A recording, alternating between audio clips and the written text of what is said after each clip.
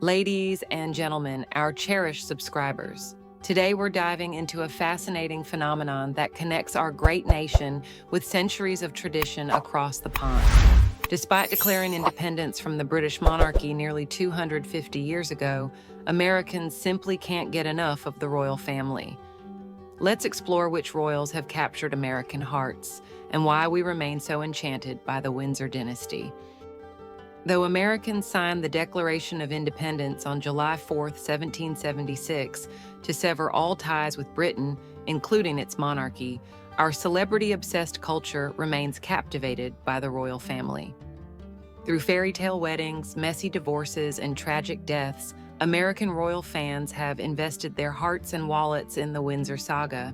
A staggering 23 million Americans watched Prince Charles and Princess Diana's wedding on July 29, 1981. 16 years later, on September 6, 1997, an even more impressive 33.2 million Americans solemnly gathered around their televisions to watch Diana's funeral. Entertainment journalist Eric Carlson explains this phenomenon perfectly. Following royal news is like watching supercharged celebrity reality TV. It turns William and Kate, Harry and Meghan, Charles and Camilla into our reality show, Carlson told the Associated Press. And we become glued to our phone screens waiting for the next dose of gossip. A recent YouGov poll surveyed over 1,000 Americans to gauge their opinions about royal family members, both living and deceased. The results reveal some fascinating insights into who truly reigns in American hearts. It seems most Americans have sided with Princess Diana. Over 3/4 of respondents view the late Princess of Wales favorably, a testament to her enduring legacy nearly 3 decades after her tragic death in Paris on August 31, 1997. Before she married Charles in 1981, very few people in the U.S. paid attention to royals or could name the Queen of England. Historian Alicia Carroll wrote in the New York Times, "Diana changed everything.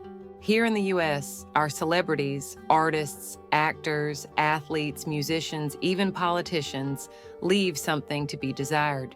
Meanwhile, millions travel to England yearly for one reason: they want to see Buckingham Palace.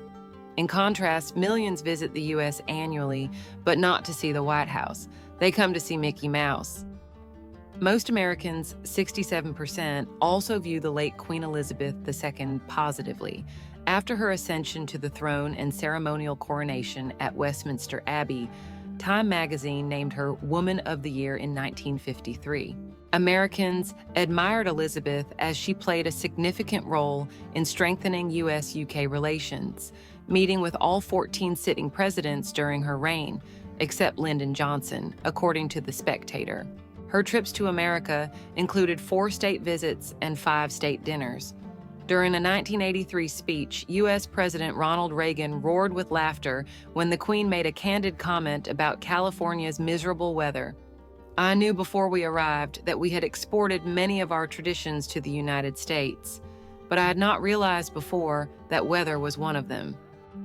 Princess Diana's legacy continues to shine through her sons, Prince William and Prince Harry.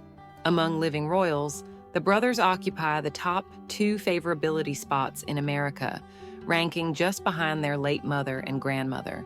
But Prince William emerges victorious in the battle of brothers with a 58% approval rating compared to Harry's 53%. The Prince of Wales made such an impression on Donald Trump when the pair met at the official reopening of Notre Dame Cathedral last December that the American president is expected to invite William and Catherine to the White House, the Mail on Sunday recently reported. A source revealed President Trump greatly enjoyed meeting Prince William in France. He was impressed with William and thinks he's a wonderful person. He will formally invite both the Prince and Princess of Wales to visit Washington, but understands the Princess of Wales's health issues will prevent her from coming. Despite moving to America with his young family in 2020, Prince Harry is viewed positively by 5% fewer Americans, 53%, than his UK-based older brother William, 58%. About 53% of Americans say their opinion of Prince Harry and Meghan hasn't changed since the couple moved to the U.S. in June 2020, while 14% say they now have a better opinion of the couple and 18% a worse one. In July 2024, Harry faced fierce criticism in America when he accepted the Pat Tillman Award, typically given to unsung veterans. The American war hero's mother, Mary Tillman, told the Mail she was shocked that the award would go to such a controversial and divisive figure, adding, "There are recipients who are much more deserving. These people don't have the money, resources, connections, or privileges that Prince Harry has." A petition demanding ESPN reconsider garnered 76,000 signatures, claiming Harry had been involved in controversies that call into question his fitness to receive an honor of this magnitude. William's wife, Catherine, the Princess of Wales, ranks third among favorably viewed royals at 52%. 2024 was challenging for the princess, who announced in March she had been diagnosed with cancer. A 9-month battle followed as she underwent preventative chemotherapy. In January 2025, Catherine revealed her cancer was in remission. In a social media post, she described her relief and said she remained focused on recovery. As anyone living with cancer knows, it takes time to adjust to a new normal. However, I look forward to a busy year ahead, the princess wrote on X/Twitter. Following Catherine in the YouGov poll is Princess Anne, 47%. Despite a minor head injury and concussion last year, Anne, Queen Elizabeth's daughter, was crowned the hardest-working royal family member of 2024. Throughout the year, the 74-year-old Anne participated in 217 events, and her dedication to the crown is likely noticeable even from distant America. In 7th place is Meghan Markle, the Duchess of Sussex. Born and raised in Los Angeles, it's surprising to see that only 46% of her fellow Americans view the former Suits actress favorably.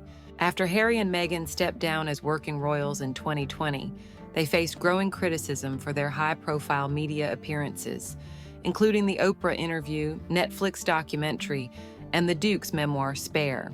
These ventures sent shockwaves through the monarchy, alienating both British and American royal fans. In a candid letter responding to Harry and Meghan's accusations of racism in the royal family, the Queen wrote that recollections may vary, but the Sussexes would always be much-loved family members. Royal biographer Ingrid Seward suggested that Harry and Meghan's popularity in the U.S. is taking a hit as people identify with the late Queen. "I talk to a lot of Americans," Seward told The Standard. "They all dislike Harry and Meghan. They hate that they let the Queen down.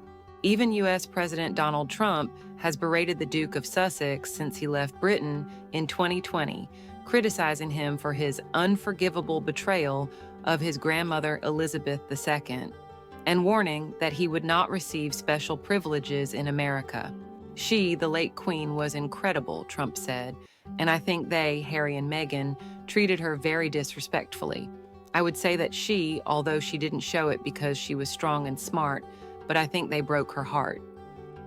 The rest of America doesn't seem as enthusiastic about King Charles, as he has a favorability rating of 42% compared to Meghan's 46%.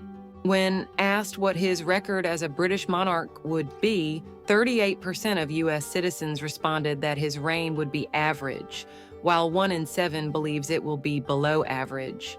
The king's younger brother, Prince Edward, is viewed positively by 37% of Americans. The Duke of Edinburgh is also a working royal. The highest percentage of Americans, 46%, admitted they don't know enough about him to say whether their opinion of him is positive or negative.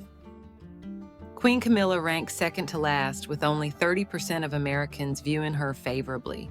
Given how highly Americans regard Princess Diana, it's no surprise that Camilla's favorability ratings are so low, as she was portrayed for years as the other woman in Diana's marriage to Charles.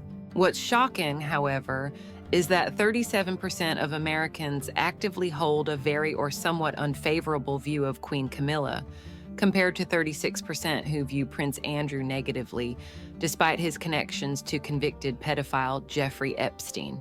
During the Epstein scandal, more than half of Americans believed the Duke should be extradited to America to answer questions about his alleged relationship with Virginia Giuffre. Instead, in February 2022, he reached an out-of-court settlement for an undisclosed sum, believed to be around $16 million. Overall, 22% of Americans consider the royal family mostly a good example to follow, 11% mostly a bad example to follow, and 48% an even mix of both good and bad examples to follow. Thank you, dear viewers, for joining us on this royal journey through America's fascinating relationship with the Windsor dynasty. We hope you've enjoyed uncovering which royals truly reign in American hearts. If you found this peek behind the palace curtains intriguing, please take a moment to like this video, subscribe to our channel, and share with your friends who share your royal fascination. Don't forget to leave a comment below telling us which royal is your favorite and why. Your insights are what make our royal community so special. Until next time, keep watching for more exclusive royal content that you won't find anywhere else.